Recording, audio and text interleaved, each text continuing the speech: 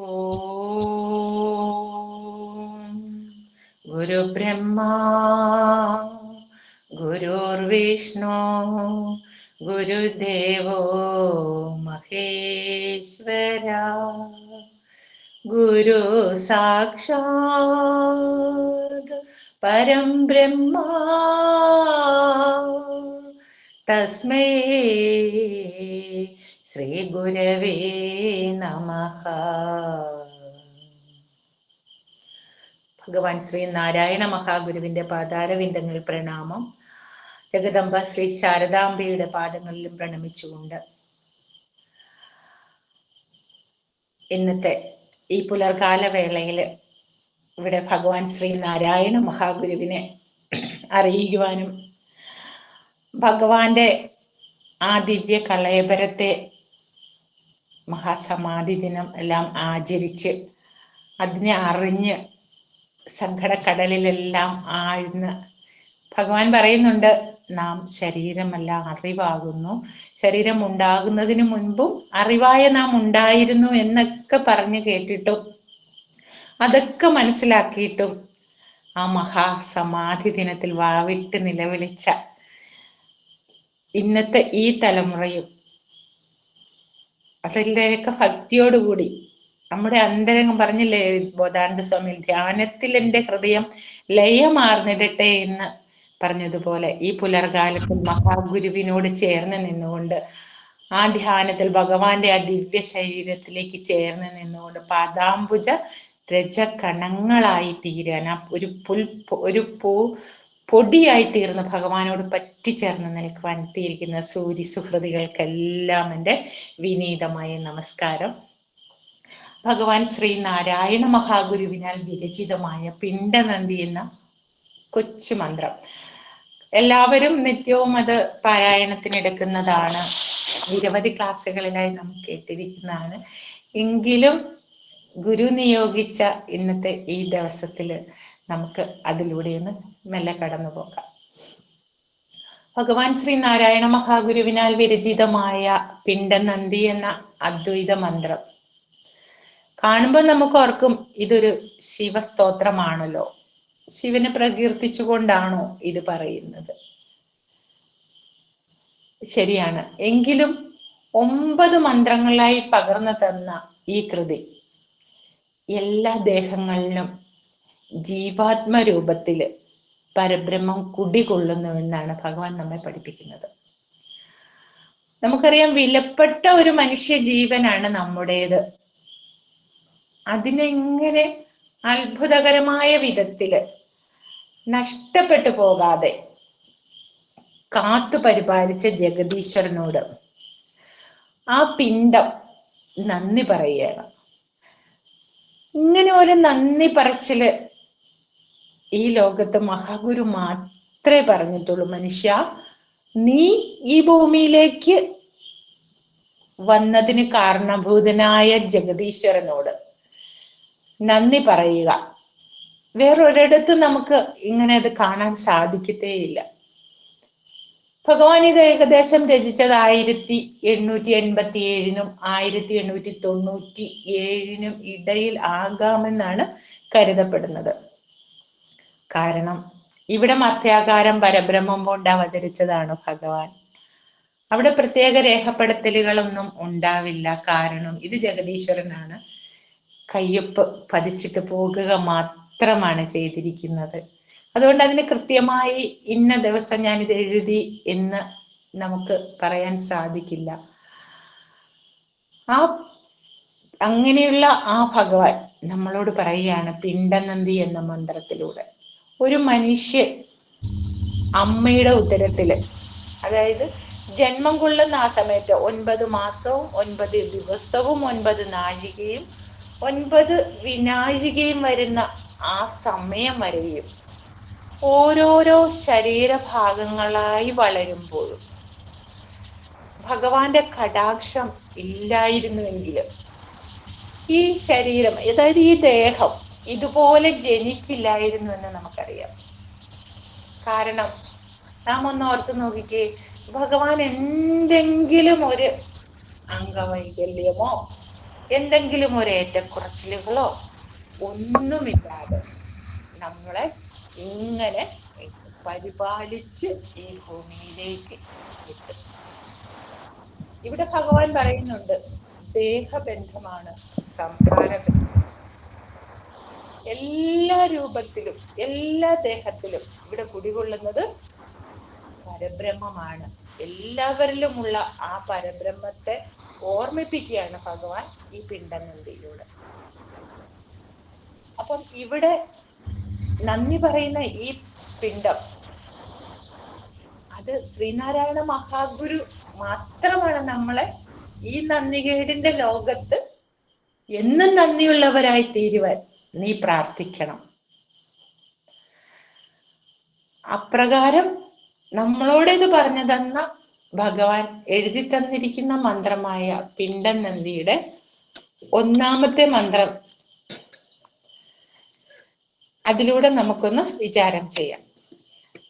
ഗർഭത്തിൽ വച്ചു ഭഗവാനടിയന്റെ പിണ്ടം എപ്പേരും അൻപോടു വളർത്ത കൃപാലുവല്ലി കൽപ്പിച്ച പോലെ വരും എന്നു നിനച്ചു കണ്ടിട്ട് അർപ്പിച്ചിടുന്നടിയനൊക്കെയും അങ്ങു ശംഭോ. ഗർഭത്തിൽ വെച്ചു ഭഗവാൻ അടിയന്റെ പിണ്ടം എപ്പേരും അൻപോട് വളർത്ത കൃപാലു വല്ലി കൽപ്പിച്ച പോലെ വരും എന്ന് നനച്ച് കണ്ടിട്ട് അർപ്പിച്ചിടുന്ന അടിയൻ ഒക്കെയും അങ്ങ് ശംഭോ. ഇവിടെ ഭഗവാൻ പറയണം, ഒന്നാമത്തെ മന്ത്രത്തില് ഗർഭത്തിൽ വെച്ച്, അതായത് അമ്മയുടെ ഉദരത്തില് ചെറിയ ഒരു ഉരുവായി ഇരിക്കുന്ന ഒരു സമയത്ത് ഭഗവാൻ, ഇവിടെ പറയുന്നുണ്ട് ഭഗവാൻ എന്ന് പറയുമ്പോൾ അഷ്ടൈശ്വര്യങ്ങളോട് കൂടിയ ഭഗവാൻ, ആ ഭഗവാനോടുള്ള പ്രാർത്ഥനയാണ്, അതായത് ദൈവത്തോടുള്ള നന്ദി പറച്ചില്. നമുക്കറിയാം, പ്രകാശം എന്നത് അത് ദിവ്യെന്ന ധാതുവിൽ നിന്നാണ് ഗുരുവെന്ന ആ ഈശ്വരൻ, അതായത് ഈ അന്ധകാരത്തിൽ നിന്നും നമ്മെ വെളിച്ചത്തിലേക്ക് നയിച്ച നമ്മുടെ ഈശ്വരൻ, ആ ഈ എന്ന ആ ബോധം, ശ്വാ എന്ന ആ ശ്വാസം, രാ എന്ന അഗ്നിയുടെ ആ ബീജാക്ഷരമായ ചൂടോടുകൂടി ചേർന്ന ഈശ്വരൻ, അതായത് ഗുരുവെന്ന ആ പരബ്രഹ്മസ്വരൂപൻ, ആ പരബ്രഹ്മസ്വരൂപൻ ഭഗവാൻ എന്ന ആ അഷ്ടൈശ്വര്യ സിദ്ധികളോട് കൂടിയ, ഇവിടെ നമുക്ക് ടീച്ചർ വളരെ നന്നായിട്ട് അഷ്ടൈശ്വര്യങ്ങളെ കുറിച്ച് പറഞ്ഞു തന്നിട്ടുണ്ട്. അണിമ, മഹിമ, ഗരിമ, ഈശത്വം, വശിത്വം, പ്രകാശം, ലിഹിമ, പ്രാപ്തി, ഇങ്ങനെയുള്ള ഇതെല്ലാം കൂടി ചേർന്ന ഒരു ഈശ്വരൻ. ഗുരുവിന്റെ ഈശ്വരീയ ഭാവത്തെയും ഗുരുവിന് ആ ചെറുതാവാനുള്ളതും വലുതാവാനുള്ളതും ഭാരമുള്ളതാവാനും ഭാരമില്ലാതാവാനും എല്ലാം കഴിയുന്ന ആ ഈശ്വരൻ, ആ പരബ്രഹ്മ സ്വരൂപൻ, എല്ലാവരെയും തന്നെ വരുതിക്ക് നിർത്തുവാനും താൻ വിചാരിക്കുന്ന സമയത്ത് എവിടെ എത്തിച്ചേരുവാനും ഒക്കെ കഴിവുള്ള ആ ഈശ്വരനെ, ആ ശുദ്ധബോധത്തെ, ആ ശ്വാസത്തെ, ആ അഗ്നിയെ, ആ ഭഗവാൻ നമ്മളോട് പറയാണ്, ഗർഭത്തിൽ വെച്ച് ഭഗവാനടിയന്റെ പിണ്ടം, അല്ലയോ ഈശ്വര, ഞാൻ ഗർഭാവസ്ഥയില് എൻ്റെ അമ്മയുടെ ഉദരത്തില് ഒരു ഉരുവായ രൂപം കൊണ്ട, ഒരു പിണ്ടമായി രൂപം കൊണ്ട ആ സമയത്ത് അടിയന്റെ പിണ്ടത്തെ, ഇവിടെ പറയുന്നുണ്ടോ, അടിയൻ ഏറ്റവും ഇങ്ങ് ചെറുതായി നിൽക്കുന്ന ഒരവസ്ഥ. അതായത് ഒരു ഭക്തദാസൻ ഇങ്ങ് നിന്ന് അവന്റെ ഭഗവാനെ ആത്മസമർപ്പണം പോലെ വിളിക്കുക. ഭക്തനും ഭഗവാനും തമ്മിലുള്ള ഒരു സമർപ്പണത്തെ പറയാ. ഗർഭത്തിൽ വെച്ചു ഭഗവാൻ അടിയന്റെ പിണ്ടത്തെ എപ്രകാരമാണോ വളർത്തിയത്, അതായത് പിണ്ടം എന്ന് പറഞ്ഞാൽ അച്ഛന്റെ രേതസ്സും അമ്മയുടെ അണ്ടവും തമ്മിൽ സംയോജിച്ച് അമ്മയുടെ ഗർഭപാത്രത്തില് ഉരുവായി രൂപം കൊള്ളുന്ന ആ അവസ്ഥയില് എപ്രകാരമാണോ എല്ലാ വിധത്തിലും പറയുന്നുണ്ട്, കരുണയോട്, കൃപാലുവായ അവിടുന്ന് കരുണയോടുകൂടി, കാരുണ്യത്തോടുകൂടി, അതായത് ഞാൻ ആ സമയത്തൊക്കെ നഷ്ടപ്പെടാവുന്ന ആ ഒരു സമയമാണ്, നഷ്ടപ്പെടലിന്റെ ആ ഒരു അവസ്ഥയിൽ നിന്ന് പോലും എന്നെ ആര് കാത്തു പരിപാലിച്ചു? കൃപാലുവായ അവിടുന്ന്. കൽപ്പിച്ച പോലെ വരും എന്ന് നനച്ചു കണ്ടിട്ട്, ഇതൊക്കെ ആണെങ്കിലും ഭഗവാനെ അവിടുന്ന് കൽപ്പിച്ചതുപോലെ മാത്രമേ വരികയുള്ളൂ. നനയ്ക്കുക, അത് എപ്രകാരമാണോ സംഭവിക്കുക അങ്ങനെ തന്നെ സംഭവിക്കട്ടെ എന്ന് കണ്ടിട്ട് അർപ്പിച്ചിടുന്ന അടിയൻ ഒക്കെയും അങ്ങ് ശംഭോ. അപ്പൊ ഇങ്ങനെയൊക്കെ വന്ന് തീരട്ടെ. എന്തൊക്കെയാണോ ഭഗവാനെ നീ എനിക്ക് പകർന്നു തരുന്നത്, നീ എനിക്ക് എന്തൊക്കെയാണോ തരുന്നത്, അതുകൊണ്ട് ഈ ഭക്തദാസൻ എന്തേ, എനിക്കുള്ളതെല്ലാം ഞാൻ അങ്ങോട്ട് സമർപ്പിക്കുകയാണ്. എനിക്കെന്താ സമർപ്പിക്കാനുള്ളത്?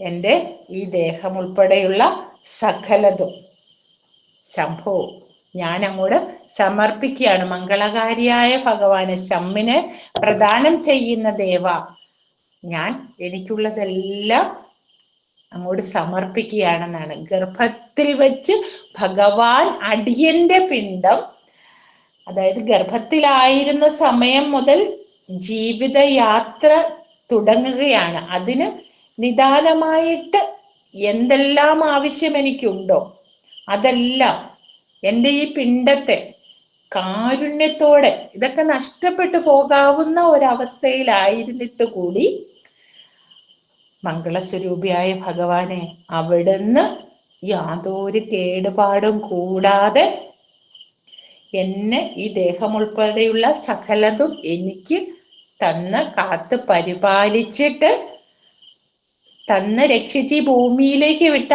ആ ഭഗവാന് ഞാൻ എന്നെ തന്നെ സമർപ്പിക്കുകയാണ്. അടിയനൊക്കെയും അങ്ങ് ശംഭോ, മംഗളകാരിയായ ഭഗവാനെ ഞാൻ നിനക്ക് എന്നെ തന്നെ സമർപ്പിക്കുകയാണ്. ഈ ഒന്നാമത്തെ മന്ത്രത്തില് നമുക്കറിയാം ഭഗവാൻ എത്ര സുവ്യക്തതയോടുകൂടിയാ പറയുന്നത്.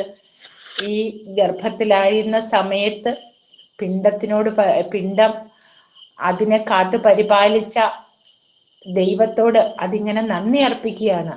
അങ്ങനെയൊക്കെ ജീവിതത്തിൽ നന്ദിയുള്ളവരായി തീരുവാനായിട്ടാണ് മഹാഗുരു ഇതൊക്കെ നമ്മളോട് പറഞ്ഞത്. നിസ്സാര കാര്യത്തിന് പോലും നമുക്ക് എന്തെങ്കിലും ഒരു ഉപകാരം ചെയ്യുന്ന ഒരു മനുഷ്യനെ പെട്ടെന്ന് മറക്കാൻ കഴിയുന്നവരാണ്. മനുഷ്യൻ എന്ന് പറയുമ്പോൾ ഈ നന്ദികേട് ഒക്കെ നമ്മുടെ കൂടപ്പിറപ്പായിട്ട് തന്നെ നമ്മളോടൊത്തുണ്ട്.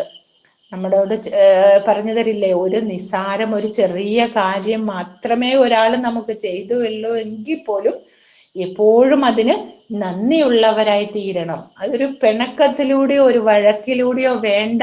അവരെ കാണുമ്പോൾ മിണ്ടാതിരിക്കുക, അങ്ങനെയുള്ള ഒന്നും നമ്മിലുണ്ടാവരുത്. കാരണം നമ്മൾ മനുഷ്യരാണ്. നമ്മളിൽ വിവിധ രൂപങ്ങളും ഭാവങ്ങളും എല്ലാം ഉള്ളവരാണ്. അപ്പോൾ പോലും നാം എങ്ങനെയുള്ളവരാവണം? നന്ദിയുള്ളവരും കൂടി ആവാൻ വേണ്ടിയാണ് ഭഗവാൻ ഇങ്ങനെയുള്ള മന്ത്രം തന്നെ നമുക്ക് പകർന്നു തന്നത്. ജീവിതത്തിൽ ഒരിക്കൽ പോലും നമ്മുടെ മാതാപിതാക്കൾ മൂലമാണ് നാം ഈ ഭൂമിയിലേക്ക് വരാൻ തന്നെ കാരണം. അങ്ങനെയുള്ള ആ മാതാപിതാക്കളോടൊക്കെ എത്ര നന്ദി പറഞ്ഞാല്, അവരെയൊക്കെ പ്രായമായാൽ എത്രമാത്രം ചേർത്ത് നിർത്തിയാലാണ് നമ്മുടെ ഈ ജീവിതത്തിന് ധന്യതയൊക്കെ പൂർണ്ണമാകുന്നതെന്ന് നാം ചിന്തിച്ചു നോക്കണം. കാരണം ഇന്ന് ഈ കാലഘട്ടത്തില് ഒരു ദയൊന്നുമില്ലാതെ മാതാപിതാക്കളൊക്കെ ഉപേക്ഷിക്കപ്പെടുന്ന ഒരു കാലഘട്ടത്തില് ഈ പിണ്ടനന്ദി എന്ന മന്ത്രം ഒരു ദിവസം ഒരു പ്രാവശ്യമെങ്കിലും വായിക്കാൻ തോന്നുന്ന ഒരു മനുഷ്യജീവന് ഒരിക്കലും തന്നോട് ചേർന്ന് നിൽക്കുന്നതിനെയൊക്കെ ഉപേക്ഷിക്കാൻ പാകത്തിൽ മനസ്സുണ്ടാവില്ല എന്നുള്ളത് തീർച്ചയാണ്. അതുകൊണ്ട് നാമൊക്കെ ഈ പുലർകാല വേളയിൽ ഒത്തുകൂടിയിരിക്കുന്ന നമ്മളൊക്കെ നിത്യവും എന്ത് ചെയ്യണം? പാരായണത്തിന് വേണ്ടി ഭഗവാൻ ശ്രീനാരായണ മഹാഗുരു പകർന്നു തന്ന ഈ പിണ്ടം നന്ദി വായിച്ചിരിക്കണം. കാരണം ഈ നന്ദികേടിന്റെ ലോകത്ത് നന്ദിയുള്ളവരായി നാം തീരാൻ വേണ്ടിയാണ്. ഈ മന്ത്രം നമുക്ക് ഒന്നും കൂടി വായിച്ചു നോക്കാം. ഗർഭത്തിൽ വച്ചു ഭഗവാനടിയെന്റെ പിണ്ടം എപ്പേരും അൻപൊടു വളർത്ത കൃപാലുവല്ലി കൽപ്പിച്ച പോലെ വരും എന്നു നിലച്ചു കണ്ടിട്ട് അർപ്പിച്ചിടുന്നടിയനൊക്കെയും അങ്ങു ശംഭോ.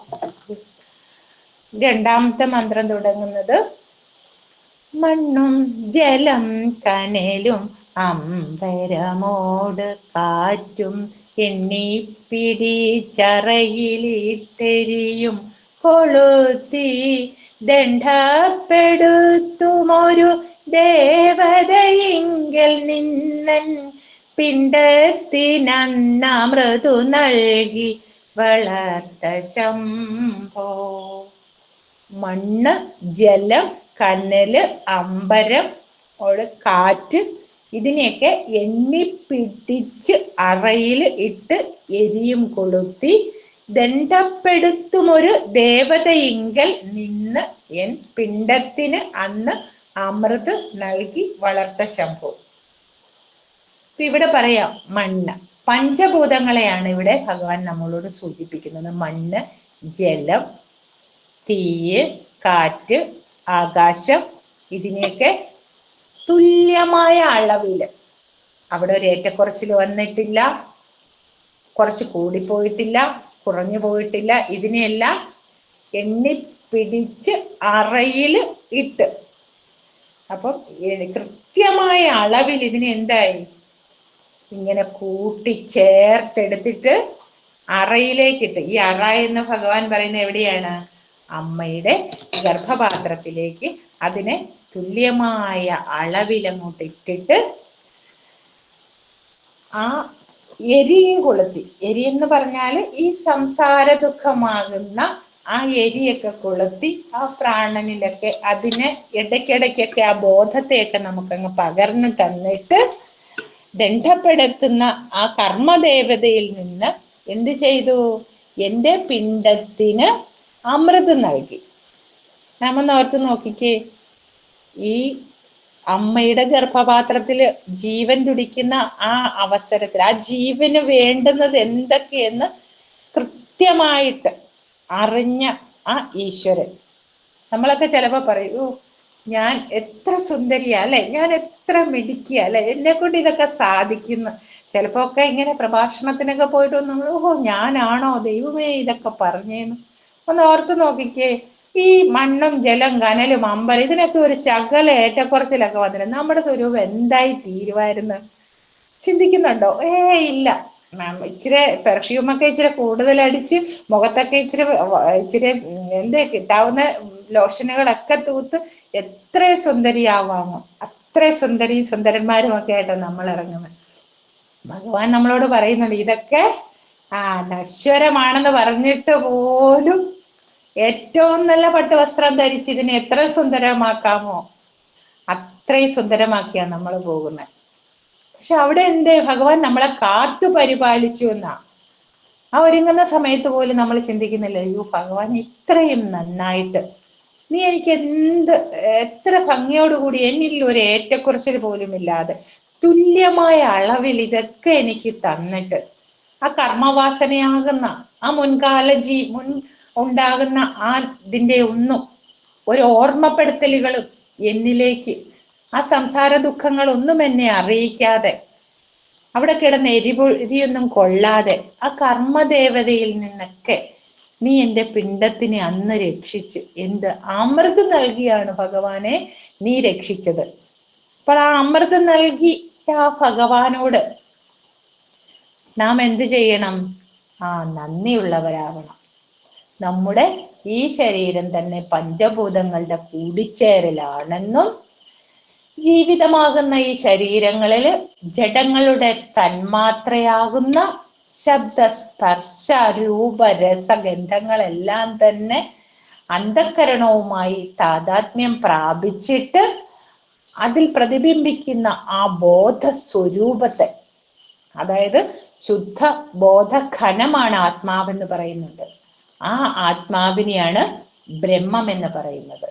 അപ്പോ ഈ പ്രപഞ്ചം ആയ ആ മായാശക്തിയിൽ നിന്ന് ഇങ്ങനെ പ്രതിഫലിക്കുന്ന ആ ശക്തിയെ ഒന്നും, ആ ശബ്ദത്തെയൊക്കെ ഇങ്ങനെ സ്വീകരിച്ചുകൊണ്ട്, അതായത് ബ്രഹ്മത്തിൽ നിന്ന് അല്ലെങ്കിൽ നമ്മുടെ ആത്മാവിൽ ഉണ്ടാകുന്ന ആ പ്രണവ മന്ത്രത്തെ, ആ ശബ്ദത്തെ, അതിനെയൊക്കെ ഈ ശബ്ദത്താലും രസത്താലും രൂപത്താലും ഗന്ധത്താലും ഒക്കെയുള്ള ആ തന്മാത്രകളെ എല്ലാം കൂടിച്ചേരുന്ന ഈ മനുഷ്യന്റെ ഈ ഉരുവിനെ, അതിനെ ഇങ്ങനെ കാത്ത് പരിപാലിച്ച് കൃത്യമായ അളവിലൊക്കെ അതിനെ പരിപാലിച്ചിട്ട് അതിന് അമൃത് നൽകി വളർത്തിയ ഭഗവാൻ, അതിന് കൃത്യമായ അളവിൽ ഒരു ഏറ്റക്കുറച്ചിലുകളൊന്നുമില്ലാതെ,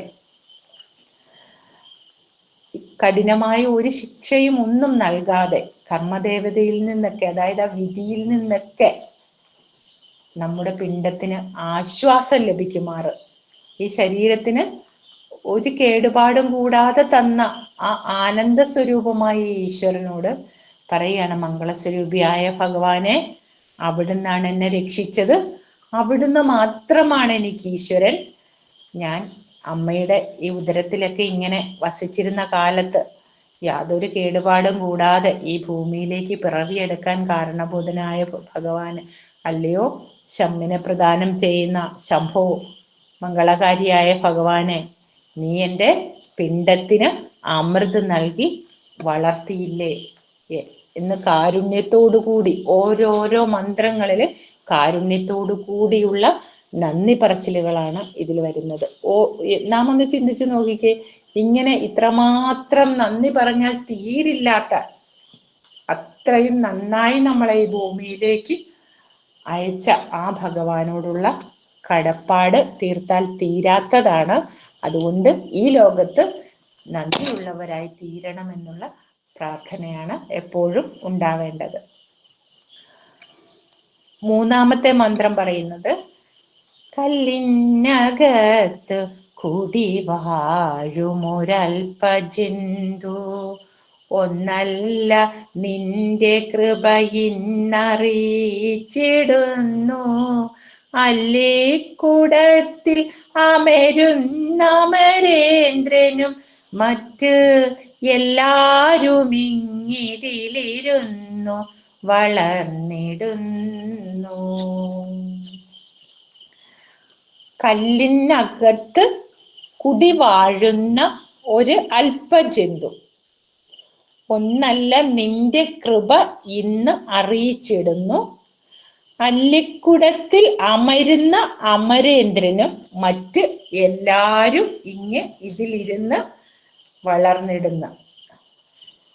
പറയാണ്, കല്ലിനകത്ത്, ഇപ്പം ആരുമൊന്നും കാണാതെ സ്ഥലങ്ങളിൽ പോലും പറ്റിപ്പിടിച്ചിരിക്കുന്ന ചെറുജീവികൾ പോലും കുടിവാഴും, അതായത് അവരിങ്ങനെ ജീവിച്ചു പോരുന്ന, കുടിവാഴുന്ന ഒരു അല്പജന്തു എന്ന് പറഞ്ഞാല് ചെറു ജീവികള്, നമുക്ക് കാണാൻ പോലും സാധിക്കാത്ത അനന്തകോടി ജന്തു ജീവജാലങ്ങളുള്ള ഈ പ്രപഞ്ചത്തില് ഇതെല്ലാം ആരുടെ കൃപയാലാണ് ജീവിക്കുന്നത്? ആ ഈശ്വരന്റെ കൃപയാലാണ് ഇതെല്ലാം ജീവിക്കുന്നത്. അപ്പം അല്പജന്തു ഒന്നല്ല, ഒരു ചെറിയ ജീവികൾ മാത്രമല്ലോ, ഇല്ല, എണ്ണമറ്റ ജീവകോടികളുള്ള ഈ പ്രപഞ്ചത്തില് ഇവ നിന്റെ കൃപ ഇന്നറിയിച്ചിരുന്നു. ഇതൊക്കെ എങ്ങനെയാണ്? ഭഗവാന്റെ കാരുണ്യത്തെ വിളിച്ചറിയിക്കുകയാണ് ഗുരു. ആ സത്യത്തെ നമുക്ക് കാട്ടിത്തരികയാണ്. ഈ പ്രപഞ്ചത്തിലുള്ള സകല ജീവകോടികളും ഭഗവാനെ നിന്റെ കൃപയിൽ ജീവിക്കുകയാണ്. അപ്പൊ അവരെല്ലാം നിന്റെ കൃപയെ അറിയിച്ചു തരികയാണ്. അല്ലിക്കുടത്തിൽ അമരുന്ന അമരേന്ദ്രനും, അതായത് അമൃതകുംഭത്തെ ആശ്രയിച്ചു കഴിയുന്ന സ്വർഗാധിപതിയായ ഇന്ദ്രൻ ഉൾപ്പെടെ ഉള്ള എല്ലാവരും, മറ്റെല്ലാവരും ഇതിലിരുന്ന് വളർന്നിടുന്നു. അതായത് ഇന്ദ്രൻ ഉൾപ്പെടെയുള്ള അഷ്ടദിക്പാലകന്മാരുൾപ്പെടെയുള്ള സകല കോടി ജീവജാലങ്ങളും എവിടെ ഈ ലോകത്ത് വളർന്നിടുകയാണ്. ഭഗവാന്റെ കാരുണ്യത്തെ ആശ്രയിച്ചാണ് വളർന്നിരിക്കുന്നത്. നാം ഒന്ന് ഓർത്ത് നോക്കിക്കുക, നമുക്ക് ആവശ്യമുള്ളതെല്ലാം എല്ലാം തന്നിടുക. രാത്രിയിൽ സുഖനിദ്ര, പകല് വെളിച്ചം കണ്ട്. ഒരു ദിവസം സൂര്യൻ ഉദിച്ചില്ലെങ്കിൽ എന്താ? ഒന്ന് ഓർത്ത് നോക്കിക്കേ. ജീവനോ നമ്മളൊക്കെ എന്തുമാത്രം പെടാപ്പാട് പെടുമെന്നൊന്ന് ആലോചിച്ച് നോക്കിയിട്ടുണ്ടോ ജീവിതത്തില്? ഒരു ദിവസം നമുക്ക് കിടന്നിട്ട് എഴുന്നേക്കാൻ പറ്റാത്ത ഒരവസ്ഥ വന്നു പോയെങ്കിലോ?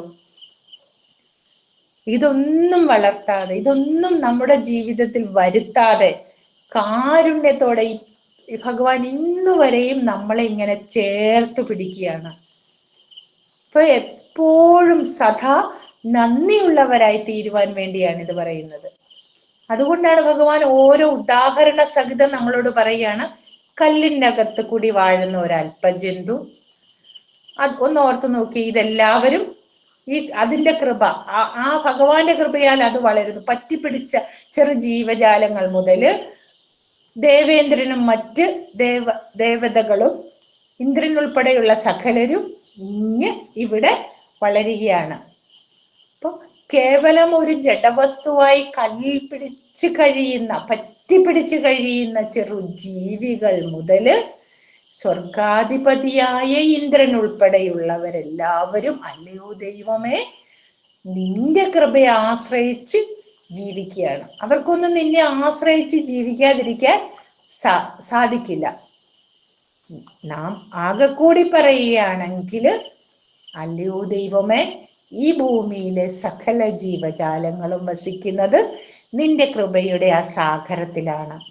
നാം എല്ലാവരും ഇങ്ങനെ ജീവിച്ചു പോരുന്നത്. അതുകൊണ്ട് എപ്പോഴും ഭഗവാനെ അവിടുത്തോടുള്ള നന്ദിയും കടപ്പാടുമായിട്ട് ജീവിക്കുവാൻ ദൈവമേ നീ ഞങ്ങളെ അനുഗ്രഹിക്കണമേ എന്നുള്ള പ്രാർത്ഥനയാണ് 3-ാം മന്ത്രത്തില്. ഇനി 4-ാം മന്ത്രം നമ്മളോട് പറയുകയാണ്, ബന്ധുക്കളില്ല ബലവും ധനവും നിനക്കിൽ, എന്തൊന്നു കൊണ്ടിതു വളർന്നതഹോ വിചിത്രം, എൻ തമ്പുരാന്റെ കളി ഒക്കെ ഇതെന്നറിഞ്ഞാൽ, അന്ധത്വമില്ലതിനു നീ അരുളിടു ശംഭോ. ബന്ധുക്കളില്ല ബലവും ധനവും നിനക്കിൽ, എന്തൊന്നു കൊണ്ട് ഇത് വളർന്നത് അഹോ വിചിത്രം, എൻ തമ്പുരാന്റെ കളി ഒക്കെ ഇത് എന്ന് അറിഞ്ഞാൽ, അന്ധത്വം ഇല്ല ഇതിന് നീ അരുളീടു ശംഭോ. ബന്ധുക്കളില്ല. ഓർത്ത് നോക്കിക്കുക, ഗർഭപാത്രത്തിൽ ഇങ്ങനെ വസിക്കുന്ന കാലത്ത് എൻ്റെ അമ്മാവൻ ദേ പുറത്ത് നിൽപ്പുണ്ട്, എൻ്റെ അമ്മായി തന്നെ അവിടെ നിൽപ്പുണ്ട്. നമ്മൾ വല്ലതും അറിഞ്ഞിട്ടുണ്ടോ?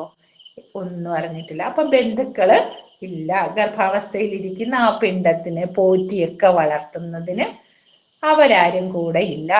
ബലമൊന്നും ഇല്ല, അവിടെ ധനമില്ല. പിന്നെ എന്താ ഉള്ളത്?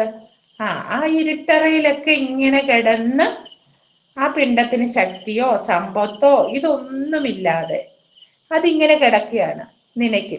നമ്മളൊന്ന് ആലോചിച്ച് നോക്കിക്കേ, ആ പിണ്ടം അതിങ്ങനെ വളർന്ന് ആരുടെ സഹായം കൊണ്ടാണ് ഇതിങ്ങനെ വളർന്നത്? അതിനെക്കുറിച്ചൊന്ന് ആലോചിച്ച് നോക്കിയാൽ നമുക്ക് എങ്ങനെ തോന്നും? അത് വളരെ ആശ്ചര്യകരമായിട്ട് തോന്നും. ഇതുവരെ ഒന്നും നാം ആലോചിച്ചിട്ടില്ല. പിണ്ടനന്ദി 1000 വട്ടം ചൊല്ലിയിട്ട് ഞാൻ എങ്ങനെ അവിടെ വന്ന്, ഞാൻ എങ്ങനെ പിറന്ന്, എനിക്ക് അന്ന് ആരെങ്കിലും എൻ്റെ കൂടെ ഉണ്ടായിരുന്നോന്ന് ഒരിക്കൽ പോലും ഞാൻ ഉൾപ്പെടെയുള്ളവരൊന്നും ചിന്തിച്ചിട്ടുണ്ടാവുമെന്ന് എനിക്ക് തോന്നുന്നില്ല. എത്ര കണ്ട് വായിച്ചിട്ടും എത്ര കണ്ട് പഠിച്ചിട്ടും. പക്ഷെ ഭഗവാനെ ഇനിയെങ്കിലും ഇതെല്ലാം ആലോചിച്ചുകൊണ്ട്, ഭഗവാനെ ഇതെല്ലാം നിന്റെ കളി, എൻ തമ്പുരാന്റെ കളി, എൻ തമ്പുരാന്റെ കളി മാത്രമാണ് ഭഗവാനെ. അവിടുത്തെ ആ കളിയാണ്. ജഗദീശ്വര അങ്ങ് മാത്രമാണ് ഇതിന് കാരണബോധൻ എന്ന് അറിഞ്ഞുകൊണ്ട്, അങ്ങനെ അറിഞ്ഞാൽ അന്ധത്വമില്ല. അഹങ്കാരമൊക്കെ എന്തേ, ഗർവൊക്കെ എവിടെ പോകും? അതെല്ലാം ദൂരെ പോകും. അന്ധത്വമില്ല നീ അരുളിയുടെ ശംഭോ. അവിടുന്ന് ഇതൊക്കെ ഞാൻ അറിഞ്ഞാൽ ദൈവമേ എനിക്ക് ഞാൻ പിറന്നു വീണപ്പോൾ എന്നെ എടുത്തോണ്ട് നടക്കാൻ ഒരുപാട് പേര്, എനിക്ക് 28 കെട്ടാൻ ഒത്തിരി പേര്, എനിക്ക് ചോറൂട്ടാൻ ഒത്തിരി പേര്, ഇങ്ങനെയൊക്കെ എൻ്റെ കൂടെ. ഞാനൊന്ന് ഉറക്കെ കരഞ്ഞാൽ ഓടി വന്ന് എടുക്കാൻ അമ്മ, ഞാനൊന്ന് തെന്നി വീണ തൂത്ത് തുടയ്ക്കാനെല്ലാം ബന്ധുക്കള്, ഇവരെല്ലാം എൻ്റെ ചുറ്റിനുമുണ്ട്. പക്ഷെങ്കിൽ ഒരു പിണ്ടമായി ഞാൻ എൻ്റെ അമ്മയുടെ ഗർഭപാത്രത്തിൽ വളർന്ന ആ സമയത്ത് എനിക്ക് ബന്ധുക്കളില്ല, ബലമില്ല, ധനമില്ല, ഇതൊന്നുമില്ല. എങ്കിലും ഞാൻ അവിടെ വളർന്ന് അതെങ്ങനെയാണ് ദൈവമേ, ഇതൊക്കെ ആലോചിച്ചു നോക്കിയാൽ എത്ര വിചിത്രം. അപ്പോൾ ഇത് ആരുടെ കളിയാണ്? എൻ്റെ തമ്പുരാനെ, നിന്റെ കളിയാണ് ഇതൊക്കെ. നീ മാത്രമാണ് ഇതിന് കാരണക്കാരൻ എന്ന് എനിക്കറിയാൻ സാധിക്കും.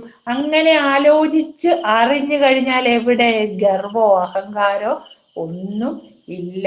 നമുക്ക് ഗർവോ അഹങ്കാരമോ ഒന്നുമില്ലെന്ന് അത്ഭുതത്തോടുകൂടി പറയാൻ സാധിക്കും. മംഗളസ്വരൂപിയായ ഭഗവാനെ, ഇതൊക്കെ നിന്റെ കളിയാണെന്ന് അറിഞ്ഞുകൊണ്ട് നീ എന്നെ അനുഗ്രഹിക്കണം. അപ്പോൾ ആ ഗർഭപാത്രത്തിലിരിക്കുന്ന പിണ്ടത്തെ പോറ്റി വളർത്താന് ബന്ധുക്കളില്ലായിരുന്നു, ധനമില്ലായിരുന്നു, ഒന്നുമില്ല. ഇതൊക്കെ ആലോചിച്ചാല് ജഗദീശ്വര നിന്റെ കളിയാണെന്ന് അറിഞ്ഞു കഴിഞ്ഞിട്ട് പിന്നെ അഹങ്കരിക്കാനായിട്ട് നമുക്കാവുമോ? ഇല്ല. അഹങ്കരിച്ചിങ്ങ് താഴെ വീണ് കിടക്കാനേ നമ്മളെ കൊണ്ട് സാധിക്കൂ. അതുകൊണ്ട് അങ്ങനെ അഹങ്കാരമൊന്നും ഇല്ലാതെ ഭഗവാനെ ആശ്രയിച്ച് എപ്പോഴും പറ്റിച്ചേർന്ന് നല്ല സന്തോഷത്തോടു കൂടി, ഇതെല്ലാം നീ എനിക്ക് കനിഞ്ഞു തന്നത് കൊണ്ടാണ്, യാതൊരു കേടുപാടും കൂടാതെ, യാതൊരു അഹങ്കാരങ്ങളും ഇല്ലാതെ, നമുക്കൊരു അംഗവൈകല്യങ്ങളും ഇല്ലാതെ നീ തന്നത് കൊണ്ട് മാത്രമാണ് എല്ലയോ ഭഗവാനെ ഞാൻ ഇവിടെ ഇപ്രകാരം ഇങ്ങനെ ഇരിക്കുന്നതെന്ന് ഓരോ ദിവസവും, ഓരോ നിമിഷവും, ഓരോ മണിക്കൂറിലും നാം നന്ദിയുള്ളവരായിട്ട് എൻ്റെ തമ്പുരാനോട് നന്ദി പറയണം. അല്ലയോ ശംഭുയെ, അല്ലയോ ശമ്മിനെ പ്രദാനം ചെയ്യുന്ന ഭഗവാനെ, ഐശ്വര്യത്തെ തരുന്ന ഭഗവാനെ, നിന്റെ കളിയാണ് ഇതൊക്കെ. എന്നിലെ അഹങ്കാരം കൂടി എടുത്ത് കളയണമേ, ഒന്ന് ചേർത്ത് പിടിച്ചേക്കണേ എന്നുള്ള ആ ഒരു പ്രാർത്ഥന നമ്മിൽ ഉണ്ടാകണം. ഇനി നമുക്ക് 5ാമത്തെ മന്ത്രത്തിലേക്ക് കടക്കാം. മനസ്സിലാവുന്നുണ്ടല്ലോ അല്ലേ ഇന്ദിരാമ്മ? കുഴപ്പമില്ലല്ലോ അല്ലേ? 4-5 മാസം ഒരുപോൽ നയനങ്ങൾ വച്ചു, കാലന്റെ കയ്യിൽ അണയാതെ വളർത്തി നീയേ. കാലം കഴിഞ്ഞു കരുവിങ്കലിരുന്നു ഞാൻ, കാലം നിനച്ചു കരയുന്നിതു കേൾക്ക ശംഭോ. 4-5 മാസം ഒരുപോൽ നയനങ്ങൾ വെച്ചും കാലന്റെ കയ്യില് അണയാതെ വളർത്തി നീയെ. കാലം കഴിഞ്ഞു കരുവിങ്കൽ ഇരുന്ന് ഞാൻ, അക്കാലം നനച്ച് കരയുന്നിത് കേൾക്ക ശംഭോ. അതായത് 4-5 മാസം. അപ്പൊ ഗർഭാവസ്ഥയിലിരിക്കുന്ന പിണ്ടത്തിന് ഏകദേശം ജീവന്റെ ആ ചൈതന്യവും തുടിപ്പും ഒക്കെ ഉണ്ടാകുന്നത് 4-5 മാസമൊക്കെ ആവും. അവിടെ ഒരു കണ്ണുകളൊക്കെ നയനങ്ങളൊക്കെ വെച്ചിട്ട് സദാ ആര് നോക്കുകയാണ്? ഭഗവാൻ നോക്കുകയാണ്. കണ്ണ് വെച്ച് നമ്മുടെ ഓരോ അവയവങ്ങളും രൂപപ്പെട്ട് ഇങ്ങനെ വരുമ്പോഴത്തേക്കിനും അപ്പോഴൊക്കെ ഭഗവാൻ വെച്ച് നോക്കുന്നുണ്ട്. കാലന്റെ കയ്യില് അണയാതെ വളർത്തി. നമുക്ക് ഈ 4-5 മാസമൊക്കെ ആകുന്ന സമയത്ത് പോലും ഈ ജീവന് നഷ്ടപ്പെടാവുന്ന അവസരമാണ്. പണ്ടത്തെയൊക്കെ അമ്മമാരൊക്കെ ആ കാലത്തൊക്കെ അരിയിടിക്കും, നെല്ല് കുത്തും, എല്ലാ ജോലികളും ചെയ്യും. ഇന്നത്തെ തലമുറയോട് ഡോക്ടർ പറയും 1 തൊട്ട് 10 വരെ ബെഡ് റെസ്റ്റ് എന്ന് പറയും. കാരണം അന്നൊക്കെ എല്ലാ ജോലികളും ചെയ്ത് വന്നിട്ട് ഓടി വന്ന് പ്രസവിക്കുന്ന ഒരു കാലഘട്ടം ഉണ്ടായിരുന്നു. ഇന്നത്തെ നമ്മുടെ ആഹാരത്തിൻ്റെയോ ഒക്കെ പരിണിത ഫലമാവാം കുഞ്ഞുങ്ങൾക്കൊക്കെ എപ്പോഴും നമുക്ക് കേൾക്കാം എല്ലാവർക്കും PCOD എന്നൊക്കെയാണ് പറയുന്നത്. ആ ഒരു കാലഘട്ടമാണ് ഇന്ന്. പക്ഷെങ്കിൽ അവിടെ പറയുകയാണ് 4-5 മാസം, ഈ 5 മാസമൊക്കെ ആകുമ്പോഴേക്കും നഷ്ടപ്പെട്ടു പോകാവുന്ന എൻ്റെ ജീവനെ, കാലന്റെ കയ്യില് പോകാമായിരുന്ന എൻ്റെ ജീവനെ അവിടെയൊന്നും ഏൽപ്പിക്കാതെ ആര് വളർത്തി? എൻ്റെ ഭഗവാനെ നീ വളർത്തി. അത് നശിച്ചു പോകാവുന്നതായിരുന്നിട്ട് കൂടിയും അതിനെ നശിച്ചു പോകാതെ ഇങ്ങനെ വളർത്തി. കാലം കഴിഞ്ഞു, അതായത് അത് ഞാൻ ഇങ്ങനെ പാകമായിട്ട് കരുവിങ്കലിരുന്ന എന്ന് പറയാൻ ആ ബോധസത്യത്തിന്, ആ ബോധസത്യത്തിൽ അതിനെ ഉറപ്പിച്ചിട്ട്, അതിനെ കരുവിങ്കലൊക്കെ ഇരുന്നിട്ട് ഞാൻ ആ കാലം നനച്ച് കരയുന്നത് കേൾക്ക ശംഭോ. അതായത് മംഗളസ്വരൂപിയായ ഭഗവാൻ ആ ബോധസത്യത്തിൽ അതിന് ഒരു ഇരിപ്പുമൊക്കെ തന്നിട്ട് ആ കാലമത്രയും എന്നെ കാത്ത ആ കാരുണ്യത്തെ ഓർത്ത്, ആ കനിവിനെ ഓർത്തിട്ട്, ആ സ്നേഹത്തെ ഓർത്ത്, എന്നോടുള്ള ഞാൻ നശിച്ചു പോകാമായിരുന്നു, ഈ ഇത്രയും പ്രായമായ ഈ പിണ്ട അവസ്ഥയിൽ കഴിഞ്ഞിരുന്ന ഞാൻ നശിച്ചു പോകാമായിരുന്ന ഒരു പിണ്ടമാണ്.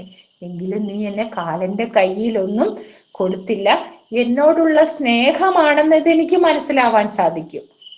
എന്നെ ഇപ്രകാരം വളർത്തിയത് അവിടുന്നാണെന്ന് ഓർത്തുകൊണ്ട് കണ്ണുനീരൊക്കെ വാർത്ത് എൻ്റെ ഹൃദയം എങ്ങനെയാ ആ കൃതജ്ഞതയുടെ ആ വിലാപത്തില് ഞാൻ ഇങ്ങനെ കണ്ണുനീര് പൊഴിക്കുകയാണ്. അല്ലയോ ഭഗവാനെ, ഞാൻ കരയുന്നത് നീ കേൾക്കുന്നില്ലേ ശംഭോ? എന്നെ ഇങ്ങനെ കാത്തു പരിപാലിച്ച് എൻ്റെ ഈശ്വര, ഞാൻ അവിടത്തോട് എന്നും നന്ദിയുള്ളതാണ്. നശിച്ചു പോകാവുന്ന ഈ ജീവനെ, അമ്മയുടെ ഗർഭപാത്രത്തിൽ കിടന്ന ഈ 9 മാസവുമെല്ലാം നിന്റെ പരിപാലനത്തിന് ഒരു വീഴ്ചയും എനിക്ക് വന്നിട്ടില്ല. എൻ്റെ പിണ്ടത്തിന്, എൻ്റെ ഈ ശരീരത്തിന് ഒരു നാശവും സംഭവിച്ചില്ല. കാലന്റെ കയ്യിലൊക്കെ ഞാൻ എത്തിപ്പെടാമായിരുന്നു, എന്നിട്ടുമൊക്കെ നീ എന്നെ അവിടുന്ന് രക്ഷിച്ചു. അപ്പൊ ഈ ഗർഭാവസ്ഥയിൽ കഴിഞ്ഞ് വന്നിരുന്ന നാളില് ഒന്നും സംഭവിക്കാതെ ജഗദീശ്വര നീ എന്നെ കാത്തു പരിപാലിച്ചു. ഇപ്പൊ നിന്നോടുള്ള സ്നേഹം എനിക്ക് മനസ്സിലാവും തോറും എൻ്റെ കണ്ണിൽ നിന്നും അറിയാതെ കണ്ണുനീര് വന്നുകൊണ്ടിരിക്കുകയാണ്. ഞാൻ കൃതജ്ഞതയോടുകൂടി എൻ്റെ ആ വിലാപത്തെ നീ കേൾക്കുന്നില്ലേ ദൈവമേ, നീ എന്നെ കേൾക്കുന്നില്ലേ ജഗദീശ്വര എന്നുള്ള ആ പ്രാർത്ഥനയാണ് 5ാമത്തെ മന്ത്രത്തില് പറയുന്നത്. അപ്പം 1 മുതൽ 5 വരെയുള്ള മന്ത്രത്തിലെല്ലാം ആ ഗർഭാവസ്ഥയിൽ ഉരുവായിരുന്ന ആ പിണ്ടം നന്ദിയോടുകൂടി ഈശ്വരനെ പ്രാർത്ഥിച്ച് ഇങ്ങനെ 4-5 മാസമൊക്കെ വന്നിട്ട് പിന്നെ 6ാം മന്ത്രം പറയുകയാണ്. രേതസ്സു തന്നെ ഇത് രക്തമൊടും കലർന്നു നാദം തിരണ്ടുരുവതായി നടുവിൽ കിടന്നേ. മാതാവും ഇല്ലവിടെ അന്നു പിതാവും ഇല്ല, എൻ താതൻ വളർത്തിയവനാണിവൻ ഇന്നു ശംഭോ.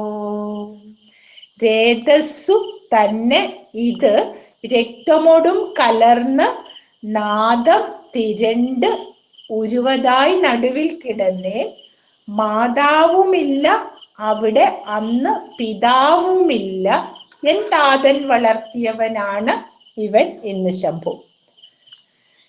ഇവിടെ പറയാ രേതസ്, അപ്പം സൂക്ഷ്മമായ ആ പിതൃബീജം രക്തമോട് കലർന്ന് മാതാവിന്റെ അണ്ഡവുമായി കലർന്നിട്ട് നാദമാകുന്ന, അതായത് ആ പ്രണവ മന്ത്രത്തെ, ആ പ്രണവ ചൈതന്യത്തെ ശബ്ദവുമായി ചേർന്ന് ഇവിടെ ഒരു ശിശുവിന്റെ രൂപത്തില് ശിശുവിന്റെ രൂപത്തിൽ അമ്മയുടെ ഗർഭപാത്രത്തിലേക്ക് നൽകി. ഈ കാലഘട്ടത്തില് അച്ഛന്റെ രേതസ്സും അമ്മയുടെ അണ്ഡവുമായി കൂടിക്കലർന്നിട്ട് ഈശ്വരൻ അവിടെ പ്രണവത്തെ, ആ നാദത്തെ അതിലേക്ക് നിക്ഷേപിച്ചിട്ട് അത് ആ അമ്മയുടെ ഗർഭപാത്രത്തിൽ ആ നടുവിൽ കിടന്ന് അവിടെ ആ സമയത്ത് മാതാവുമില്ല അവിടെ അന്ന് പിതാവുമില്ല. നാം പ്രത്യേകം ഓർക്കേണ്ട ഒരു കാര്യമാണ്, ആ ഉരുവിന് അന്ന് ഈശ്വരൻ കൂട്ടിച്ചേർത്ത് തന്ന ആ സമയത്ത് നമ്മളെ സംരക്ഷിക്കുവാൻ അവിടെ മാതാവുമില്ല, പിതാവുമില്ല. പിന്നെ അവിടെ ആരാണുള്ളത്?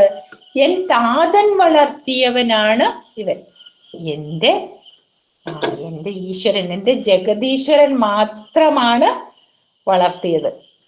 അപ്പൊ നാം പ്രത്യേകമായിട്ട് ഓർക്കേണ്ട ഒരു കാര്യം, ഈ സൃഷ്ടിയുടെ ആ അച്ഛനെയും അമ്മയുടെയും അണ്ഡവും ബീജവുമായി ചേർന്ന് അതിന് നാദത്തെയും നൽകി, അതിനെ പ്രണവ മന്ത്രത്തെയും നൽകി അമ്മയുടെ ഗർഭപാത്രത്തിലേക്ക് നിക്ഷേപിക്കുന്ന ആ അവസരത്തില് അല്ലയോ ഭഗവാനെ, അവിടെ മാതാവുമില്ല, പിതാവുമില്ല. ആ ഓങ്കാരമായ എരി അല്ലെങ്കിൽ ആ പ്രണവത്തെ അതിലേക്ക് തന്നിട്ട് 4ഉം 5ഉം അതൊക്കെ മാസങ്ങൾ ഇങ്ങനെ പിന്നിട്ട് 9 മാസം എത്തിയപ്പോൾ അവിടെ ബന്ധുക്കളില്ല, അച്ഛനില്ല, അമ്മയില്ല, ഇതാരുമില്ലാതെ അവിടെ എന്നെ കാത്തു പരിപാലിച്ചത് എൻ്റെ പരമപിതാവ് മാത്രമാണ്. ആ സൂക്ഷ്മമായ ആ ബീജത്തെയും ആ അണ്ഡത്തെയും ശിശു എന്ന ആ ബോധമായ ആ അനുഭവത്തിലേക്ക് ആ പ്രസവത്തിനും ഒക്കെ മധ്യേ ഉള്ള ആ സമയത്ത് മംഗളസ്വരൂപിയായ ഭഗവാനെ, നീ മാത്രമാണ് എനിക്ക് പിതാവ്, എൻ താതൻ, നീ മാത്രമാണ് എനിക്ക് പിതാവായിട്ടുള്ളത്. വേറെ ആരും എന്നെ അവിടെ അന്ന് വളർത്തിയിരുന്നില്ല, നീ മാത്രം എന്നെ വളർത്തിയത്. അതുകൊണ്ട് എൻ്റെ ശംഭോ, അതുകൊണ്ട് എൻ്റെ ഭഗവാനെ, ശമ്മിനെ പ്രദാനം ചെയ്യുന്ന, ഐശ്വര്യത്തെ പ്രദാനം ചെയ്യുന്ന ഈശ്വര, നിന്നോട് ഞാൻ എൻ്റെ നന്ദി പറയുകയാണ്. നീ മാത്രമേ എനിക്കന്ന് അവിടെ തുണയായിട്ടുണ്ടായിരുന്നുള്ളൂ. നിന്റെ അനുഗ്രഹം കൊണ്ട് മാത്രം ജനിച്ചു വീണ എനിക്ക് നീ മാത്രമാണ് അനുഗ്രഹത്തിനും നിന്റെ ആ കഴിവിലും നീ തന്ന ആ അരുളിലും അൻപിലും ഒക്കെയാണ് ഞാൻ വസിച്ചതെന്ന് പിണ്ടം ഇങ്ങനെ നന്ദിയോടുകൂടി ഓർക്കുകയാണ്. 7ാമത്തെ മന്ത്രത്തിലേക്ക് പോവുകയാണെങ്കിൽ, അന്നുള്ള വേദന മറന്ന് അത് നന്ന് ഉണർന്നാലിന്നിങ്ങു തന്നെരിയിൽ വീണു മരിക്കും അയ്യോ. പൊന്നപ്പനന്നു പൊരിവാതിലൊരഞ്ചും ഇട്ടു തന്നിട്ടു തന്നെ ഇതും ഇന്നറിയുന്നു ശംഭോ. അന്നുള്ള വേദന മറന്ന് അത് നന്ന് ഉണർന്നാൽ ഇന്നിങ്ങ് തന്നെരിയിൽ വീണ് മരിക്കും അയ്യോ.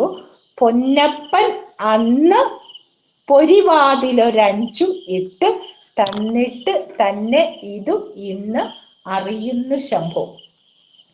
അന്നുള്ള വേദന, അതായത് അമ്മയുടെ ഗർഭപാത്രത്തില് കിടന്ന് ഉള്ള ആ ദുഃഖങ്ങളൊക്കെ മറന്ന്, അതെന്താണ്?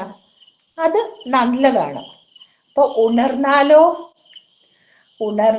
ഉണർന്നു വരികയാണെങ്കിൽ ഇപ്പോൾ തന്നെ ദുഃഖത്തിന്റെ ആ തീവ്രതയിലൊക്കെ വീണ് ഞാൻ മരിക്കും. അന്നുള്ള ആ വേദന അതൊക്കെ മറന്നത് നന്ന്.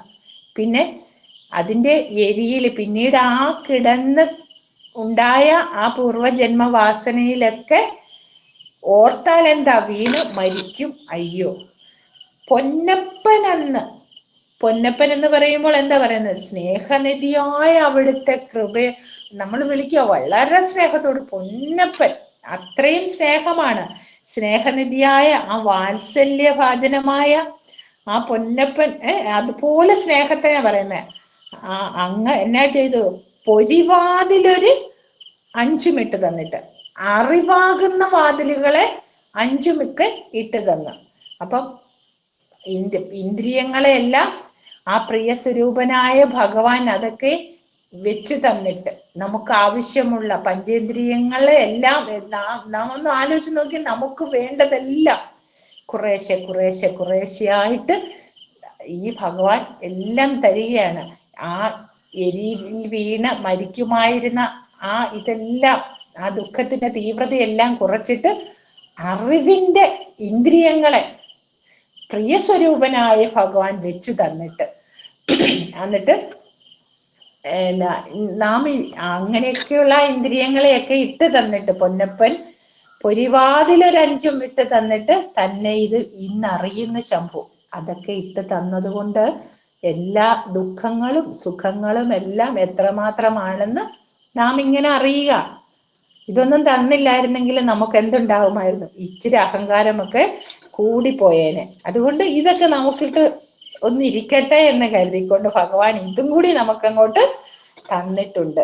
അപ്പം ഈ അന്നുള്ള വേദനയൊക്കെ മറന്ന് അത് നല്ലതാണെന്നൊക്കെ വീണു, ഞാൻ ആ എരിപൊരിയിലൊക്കെ വീണ് മരിക്കുമായിരുന്നല്ലോ എന്നൊക്കെ ഓർത്തിട്ട് ആ പൊന്നപ്പൻ എന്ത് ചെയ്ത് അറിവിന്റെ ആ ഒള്ളി ചിതറുന്ന 5 ഇന്ദ്രിയങ്ങളെയും കൂടിയൊക്കെ ഇങ്ങോട്ട് അങ്ങ് വെച്ച് തന്നിട്ട് ഇതൊക്കെ കൂടി ഒന്ന് അറിഞ്ഞ് ഈ ജീവിതത്തിലേക്കൊക്കെ ഒന്ന് കടക്കണമെന്ന് ഭഗവാൻ പറഞ്ഞു തരികയാണ് 7ാമത്തെ മന്ത്രത്തില്. ശംഭുവെ, ഇതൊക്കെ എനിക്ക് ആ അമ്മയുടെ ഗർഭപാത്രത്തിൽ കിടന്ന് അനുഭവിച്ച ദുഃഖം ഒക്കെ എനിക്ക് ഓർമ്മ വരികയാണ്. ഓർമ്മ വന്നാൽ അത് വരുമോ? ഇല്ല, അങ്ങനെയൊന്നും നമുക്ക് ഓർമ്മ വരത്തില്ല. നമ്മൾ പറയുക ഭഗവാനോ അതൊന്നും എനിക്ക് അറിയാൻ പാടില്ല. പക്ഷെ അതെന്താ, അത് നല്ലതാ, ഞാനിതൊന്നും അറിഞ്ഞിട്ടില്ല.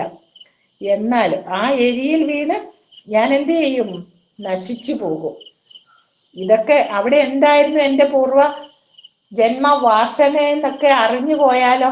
അയ്യോ ഭഗവാനെ, അതേ ഞാൻ മൂക്കും കുത്തി വീണു പോകും. അതൊന്നും അറിയാതെ മംഗളസ്വരൂപിയായ ഭഗവാൻ, സ്നേഹനിധിയായ ഭഗവാൻ അവിടുന്ന് വാത്സല്യത്തോടു കൂടി തൻ്റെ കുഞ്ഞിന് വെളിച്ചം, തൻ്റെ പഞ്ചേന്ദ്രിയങ്ങളെ 5 ഇന്ദ്രിയങ്ങളുള്ള ആ വാതിലിലേക്ക് അറിവിന്റെ വെളിച്ചത്തെയൊക്കെ ഘടിപ്പിച്ച് തന്നിട്ട് ഈ പ്രപഞ്ചത്തെ അറിയുവാനുള്ള ആ മന്ത്രത്തിലേക്ക് അവനെ മെല്ലെ കൈപിടിച്ച് കയറ്റിക്കൊണ്ട് ഭഗവാൻ 7ാം മന്ത്രത്തിൽ നിന്നും വീണ്ടും നമ്മളെ 8ാം മന്ത്രത്തിലേക്ക് കൂട്ടിക്കൊണ്ടു പോവുകയാണ്. 8ാം മന്ത്രം തുടങ്ങുന്നത് എൻ തള്ള എന്നെ അകമേ ചുമടായി കിടത്തി വെന്തുള്ളഴിഞ്ഞു വെറുതെ നെടുവീർപ്പുമിട്ടു നൊന്തിങ്ങു പെറ്റു നരി പോലെ കിടന്നു കൂവുന്നെന്താവതിങ്ങടിയനൊന്ന് അരുളിടു ശംഭോ. എൻ തള്ള എന്നെ അകമേ ചുമടായി കിടത്തി വെന്ത് ഉള്ളഴിഞ്ഞ് വെറുതെ നെടുവീർപ്പും ഇട്ട് നൊന്തിങ്ങ് പെറ്റ് നരി പോലെ കിടന്നു കൂവുന്ന എന്താവത് ഇങ്ങ് അടിയന് ഒന്ന് അരുളിയിട് ശംഭോ.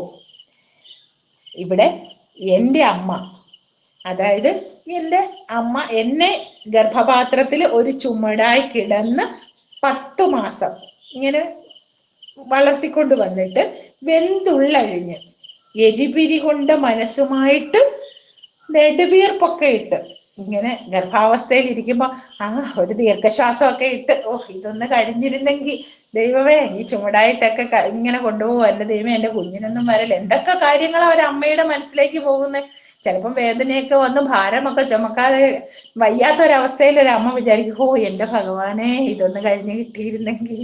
ചില വല്യമ്മമാരൊക്കെ പറയുന്നത് കേൾക്കാമല്ലോ, ദൈവമേ 2 പാത്രമായിട്ടൊക്കെ കിട്ടിയിരുന്നെങ്കിൽ എന്നൊക്കെ പറയും. എന്ന് പറഞ്ഞതുപോലെ ഇങ്ങനെ നമ്മളിരുന്ന് വെറുതെ നെടുവീർപ്പിടുക. എന്താ, അതിന് വല്ല പ്രയോജനമുണ്ടോ? ഇതാരാണ് തന്നത്?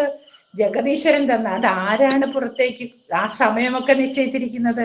ജഗദീശ്വരനാണ്. പക്ഷെ നമ്മൾ എന്നിട്ടും എന്താ, ഒരു പ്രതീക്ഷയില്ലാതെ ദീർഘശ്വാസമൊക്കെ പൊഴിച്ച് ഇങ്ങനെ അങ്ങ് ജീവിച്ചിട്ട് നൊന്തിങ്ങപ്പെറ്റ്. അപ്പൊ കഠിനമായ വേദനയോട് കൂടിയാണ് ഒരു അമ്മ പ്രസവിക്കുന്നത്. നൊന്തിങ്ങി പെറ്റ് നരി പോലെ കിടന്നു പോകുന്നത്. നമ്മൾ പെൺകടുവയെ അലറുക അല്ലെ? നമുക്കറിയാം, ഇങ്ങനെ വേദന സഹിക്കാൻ വയ്യാതെ ഒരു കുഞ്ഞിനെ ഭൂമിയിലേക്ക് ഒരമ്മ നൽകുമ്പോൾ എത്രമാത്രം വേദനയോടുകൂടിയാണ് അതിനെ പ്രസവിക്കുന്നത് എന്ന് എല്ലാ അമ്മമാർക്കും അറിയാം. അപ്പോൾ അങ്ങനെയൊക്കെ ഓർത്തിട്ട് വെറുതെ കിടന്ന് പോവുക. ഇതെന്താ അവന്റെ ഭഗവാൻ ഇങ്ങനെ കിടന്ന് പോകുന്നത്? എന്താ നീ ഭക്തദാസനോടൊന്ന് പറഞ്ഞു തരുമോ? ഞാൻ അമ്മയുടെ വയറ്റിലൊരു ഭാരമായ ഒരു ചുമട് പോലെയാണ് കിടന്നിരുന്നത്. അപ്പോൾ എൻ്റെ അമ്മ എന്നെ കുറിച്ചൊക്കെ ഓർത്ത് ഒരുപാട് വിഷമിച്ചിട്ടും ദീർഘനിശ്വാസങ്ങളെ ഇട്ടുകൊണ്ടും ഒക്കെ ഇങ്ങനെ ഇരുന്നിട്ടുണ്ടാവും. ഒരു പെൺകടുവ കൂവുന്നത് പോലെ അലറി കരഞ്ഞുകൊണ്ട് അമ്മ എന്നെ നൊന്ത് പ്രസവിച്ചിട്ടുണ്ട്. പക്ഷെ ഞാൻ ജനിച്ചപ്പോഴുള്ള സന്തോഷം കൊണ്ടാണോ, സങ്കടം കൊണ്ടാണോ, എന്തുകൊണ്ടാണ് എൻ്റെ അമ്മ ഇങ്ങനെ അലറിക്കരഞ്ഞതല്ല ഭഗവാനെ, എന്താണ് അതിന്റെ കാരണം, അത് നീ എനിക്കൊന്ന് പറഞ്ഞു തരണമേ എന്നുള്ള പ്രാർത്ഥന 9ാമത്തെ മന്ത്രത്തിലേക്ക് നമുക്ക് വേഗം കിടക്കാം. എല്ലാം അറിഞ്ഞു ഭഗവാനിവനിന്നെടുത്ത് ചൊല്ലേണമോ ദുരിതം ഒക്കെ അകറ്റണേ നീ, ഇല്ലാരും ഇങ്ങടിയനങ്ങൊഴിയുന്നു എങ്കിൽ എല്ലാം കളഞ്ഞരുതിലേറി വരുന്ന ശംഭോ. എല്ലാം അറിഞ്ഞു ഭഗവാൻ ഇവൻ ഇന്നെടുത്ത് ചൊല്ലേണമോ ദുരിതം ഒക്കെ അകറ്റണേ നീ, എല്ലാരും ഇങ്ങ് അടിയന് അങ്ങ് ഒഴിയുന്നുവെങ്കിൽ എല്ലാം കളഞ്ഞ് എരുതിലേറി വരുന്ന ശംഭോന്ന്. അതായത് ഭഗവാൻ ആരാണ് ഇവിടെ? സർവജ്ഞനാണ്, എല്ലാം അറിയുന്ന ഭഗവാനാണ്. ഇത്രയും കാലം എന്നെ കാത്തു പരിപാലിച്ച് ഗർഭാവസ്ഥയിലായിരുന്ന ആ സമയത്ത് പോലും യാതൊരു കേടുപാടും കൂടാതെ എന്നെ സംരക്ഷിച്ചിരുന്ന ഭഗവാനെ, ഇവനെ ഇനി ഓരോന്നോരോന്നെല്ലാം എടുത്ത് പറയാൻ ഉണ്ടോ ഭഗവാനെ നിന്നോട്? ഞാൻ എന്തെങ്കിലും പറയണോ ഭഗവാനെ നിന്നോട്? വേണ്ടല്ലോ. നീ എല്ലാം നിന്നില് എൻ്റെ ഓരോ നയനങ്ങൾ വെക്കുന്നതും കൈകാലുകൾ വളരുന്നതും ഒക്കെ നോക്കി നോക്കി നോക്കി എൻ്റെ ബന്ധുക്കളുടെ സ്ഥാനത്തും എൻ്റെ ധനത്തിന്റെ സ്ഥാനത്തും എല്ലാം നീ എന്നെ കാത്തു പരിപാലിച്ച ദൈവമല്ലേ. അപ്പൊ ഞാൻ എന്താ ഓരോന്നോരോന്ന് എടുത്ത് പറയേണ്ട കാര്യമുണ്ടോ? സകല ലോകസുഖങ്ങളിലും വിദഗ്ധനായി എരുതിലേറി വരുന്ന എൻ്റെ ശംഭോ, അതായത് മുതുകാളപ്പുറത്ത് സഞ്ചരിക്കുന്ന മംഗളസ്വരൂപിയായ ഭഗവാൻ എന്ന, ഇവിടെ ശിവന്റെ വാഹനം കാളയാണ്. അങ്ങനെയുള്ള ആ ഭഗവാൻ സകല ലോകത്തിലെ സുഖങ്ങളോടും വിരക്തി ഒന്നിനോടും വേണ്ടെന്ന് വെച്ച ആ തന്റെ വാഹനമായ കാളയുടെ പുറത്ത് സഞ്ചരിക്കുന്ന മംഗളസ്വരൂപിയായ ഭഗവാനെ, അവിടുന്ന് ഈ എല്ലാം അറിയുന്നവനല്ലേ. എൻ്റെ ഈ സംസാര ദുഃഖമൊക്കെ തീർത്തിട്ട് അവിടുന്ന് കൈവിട്ടാൽ പിന്നെ എനിക്ക് ആരും ഈ ഭൂമിയിൽ ആശ്രയമായിട്ടില്ല. അതുകൊണ്ട് എന്നെ ഒന്ന് രക്ഷിക്കാൻ എല്ലാം കളഞ്ഞ് നീ എരുതിലേറി വരണമേ. എല്ലാം കളഞ്ഞ് അവിടുന്ന് അവിടുത്തെ വാഹനമായ കാളയുടെ പുറത്ത് ഏറി വന്ന് ഭഗവാനെ നീ എന്നെ സംരക്ഷിക്കണേ, നീ നിന്നോടുകൂടി നീ എന്നെയും കൂടി ചേർത്ത് വെക്കണേ മംഗളസ്വരൂപിയായ ഭഗവാനെ എന്ന് ഭക്തിപൂർവം പ്രാർത്ഥിക്കുകയാണ്. അപ്പോൾ ഇതെല്ലാം ഒരു സമർപ്പണമാണ് ഭഗവാന്റെ മുൻപിൽ.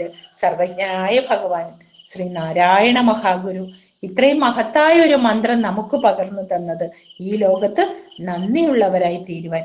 അപ്പോൾ ഈ ആരംഭം മുതൽ ഈ മന്ത്രത്തിലെല്ലാം ഭഗവാനെ നീ എന്നെ രക്ഷിച്ചാലും എന്ന് ഭഗവാനോട് ചേർന്ന് നിന്നുള്ള പ്രാർത്ഥനയാണ്. എന്നും ആ പ്രാർത്ഥന നമ്മിൽ ഉണ്ടാവണം. മംഗളസ്വരൂപിയായ ആ ഭഗവാൻ ശ്രീനാരായണ ഭക്തവത്സലനോട് ചേർന്ന് നിന്നുകൊണ്ട് ഭഗവാന്റെ കൃപയ്ക്കും കരുണയ്ക്കും കടാക്ഷത്തിനും പ്രാപ്തി നേടുവാനും എല്ലാവരും ഭഗവാനോട് ഒത്തുചേർന്ന് നിന്നുകൊണ്ട് നിത്യവും പ്രാർത്ഥനയിലൂടെയും മന്ത്രങ്ങളിലൂടെയും എല്ലാം ഉരുക്കഴിച്ച് ധന്യമായ ജീവിതത്തെ ഭഗവാന്റെ ആ പാദ അരവിന്ദത്തോടു കൂടി ചേർത്ത് ഭഗവാൻ നിർത്തട്ടെ എന്നുള്ള പ്രാർത്ഥനയോടുകൂടി ഇന്നത്തെ ഈ ക്ലാസ് അവസാനിക്കുകയാണ്. എല്ലാം അറിയുന്ന ഭഗവാൻ നമ്മളെ ചേർത്ത് പിടിക്കട്ടെ എന്നുള്ള പ്രാർത്ഥനയോടുകൂടി ഭഗവാന്റെ പാദാരവിന്ദങ്ങളിൽ ഈ എളിയ വാക്കുകളെ സമർപ്പിച്ചുകൊണ്ട് ഇങ്ങനെ ഒരു അവസരം തന്ന സ്മൈൽ കുടുംബത്തിന് എൻ്റെ ഹൃദയപൂർവ്വമായി നന്ദി അർപ്പിച്ചുകൊണ്ട് നിർത്തട്ടെ. നന്ദി, നമസ്കാരം.